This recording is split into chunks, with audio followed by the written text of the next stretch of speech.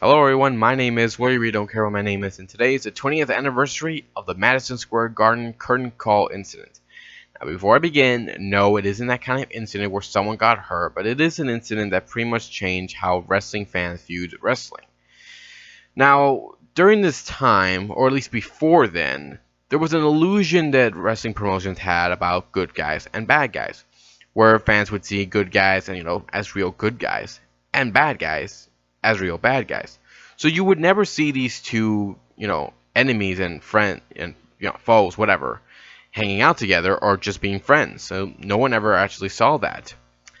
But this incident pretty much changed all that, and I'll get to that in a bit. But before we got to this was around the time that the Monday Night Wars began, which was fought between Ted Turner's World Championship Wrestling, WCW, and World Wrestling Federation, which was owned by Vince McMahon, and was called WWF, before they changed the F to the E to the entertainment. And this was around the time that caused pretty much fans to be divided. Some would tune into WCW, while some would tune in to watch WWE. This was also caused wrestlers from both sides to pretty much switch loyalties. Some would go over to WCW, while some would go to WWE. Now the reason for this was because they wanted to get more opportunities, or they wanted to get a lot of money. Mostly about the money though. And it was around this time that two of WWE's biggest names would go over to the competition. And those two men were Big Daddy Cool Diesel, aka Kevin Nash, and Razor Ramon, aka Scott Hall. Now, during this time, both of them were very popular. Both of them had accomplished a lot in WWE, minus Scott Hall, who never became world champion. Thanks a lot, guys. But he was very popular and was a great athlete, and a lot of people liked him. Same thing with Kevin Nash. He was a former tag champion, intercontinental champion, and world champion. So he accomplished a lot in the company. However, both of them were given offers to come over to WCW, where they would get not only a lot of money, but they would also get a good schedule for them to rest and spend time with their loved ones and, not wrestle all the time. Now, both of them did not want to leave the company. They didn't want to leave WWE, but they were given good offers that WWE were not making, so they decided they were going to leave. However, on their last night of, being in WWE, that they pretty much changed and left their marks in the company. On this night, which was a house show, I believe, this was their last match, where we saw Scott Hall going up against Triple H, or as he was called back then, Hunter Hearst Helmsley, I hope I said that right, who at the time was a bad guy.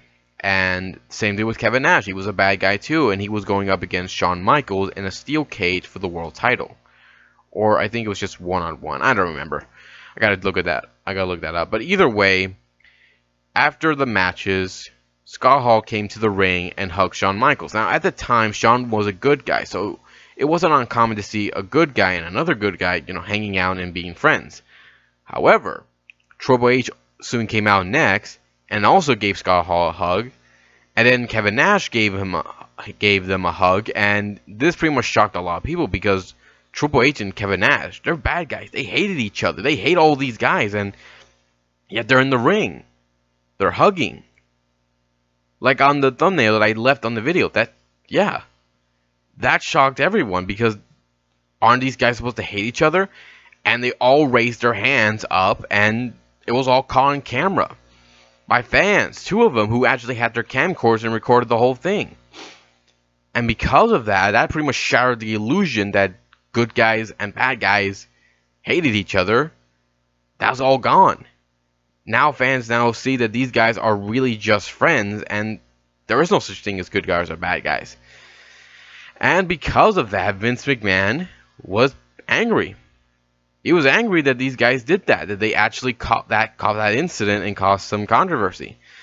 Now, unfortunately for him, he couldn't punish Kevin Nash and Scott Hall. They already left. They went to WCW, where they would form the infamous or famous, either way.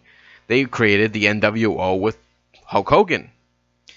And he couldn't punish Shawn Michaels. He was the world champion, so he couldn't punish him. So pretty much the fall of the blame went to Triple H, who was getting a push. He was getting a good push in the company and was going to win King of the Ring. But because of that incident, it was gone. He was no longer going to win King of the Ring. Stone Cold won it instead. And Triple H went from being a mid-card level to just being a low-card jobber, where he got his ass kicked so many times and was going up against these rookie guys and was just taking his punishment throughout the whole months. He was getting his, it was terrible for him. But he didn't complain. He never complained about what happened. He took it like a man and pretty much earned the respect of a lot of guys in the locker room who, thought he was going to whine about it, he was going to quit. But no, he stuck his ground. He got it all through and was able to get that pushback again. And yeah, I mean, that incident pretty much changed everything. This led to, the NWO being born. And then it led to Shawn Michaels and Triple H during the next year to form D-Generation X. And all of this, during the time, this was when the Monday Night Wars really took off. When Kevin Nash and Hulk Hogan and Scott Hall all formed the NWO, that changed everything. That got fans to tune in more to WCW and less on WWE. And the next year, D-Generation X came around. We're trying to do something to bring fans back to them. And it did. It took time, but they were able to do it. So, yeah, that incident pretty much changed a lot about how fans viewed how good guys and bad guys worked. Even to this day, I'm sure there are a lot of fans who still, who still believe that good guys are not really all good guys, and bad guys are not really all bad guys, and they can still hang out together and, just be friends. So, it's a shame I never really got to see that incident. This was around the time that I was, I was not interested in wrestling, but I'm glad I am. I was able to look back at this and realize, wow, that pretty much changed how wrestling works now. That's everybody. If you have a different opinion about the Madison Square Garden incident, or about the formation of the NWO, or the formation of D-Generation X, leave some comments below. Let me know what you think. I'll be here next time to give you more love and more entertainment. Take care. See you all next time.